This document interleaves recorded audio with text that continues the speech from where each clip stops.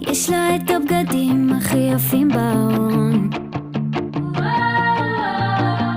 יש לה ים חברים, הייתה מלכת התיכון. יש לה הכל ושמעתי אתמול שראו אותך איתה ברחוב, והיא כל כך שונה וכולם בשכונה מספרים שהיא עושה לך טוב, אבל זה לא מזיז לי,